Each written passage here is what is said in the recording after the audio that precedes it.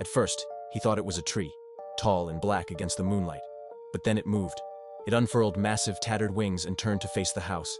Its eyes, red and glowing like embers, locked onto Grandpa. "I couldn't move," Grandpa whispered to me decades later. I wasn't scared. I was just trapped. Those eyes held me, like they were pulling me out of myself.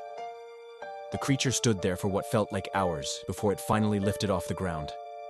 The sound of its wings was deafening, shaking the entire house as it disappeared into the night. After that, Grandpa refused to go into the hollow. He said the lantern maker had made his greatest creation, a guardian for his woods. Years later, I forgot about Grandpa's stories. I grew up, moved to Chicago, and only visited him a handful of times before he passed. But recently, I had to return to West Virginia to settle his estate. The old house was in worse shape than I remembered, creaking with every step, the walls peeling like dead skin. The hollow hadn't changed, though. It was still there, dark and quiet as ever. Something about it drew me in, the way it always had when I was a kid. On my last night there, I decided to take a walk into the woods. I don't know why, nostalgia maybe, or a foolish desire to prove to myself that Grandpa's stories were just that. Stories.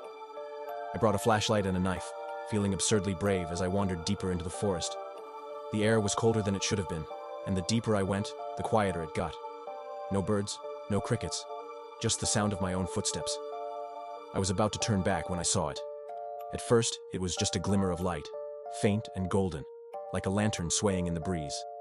But then, I saw the figure holding it. He looked just as Grandpa had described. Tall, gaunt, with wild eyes that glinted like glass in the lantern's glow. He didn't seem to notice me, his attention fixed on the lantern. Then the shadows began to move. They poured out of the lantern like smoke, twisting and curling until they formed a shape. A pair of massive wings, long, spindly limbs, and those eyes burning red like coals. The creature stepped forward, its talons digging into the ground as it unfurled its wings.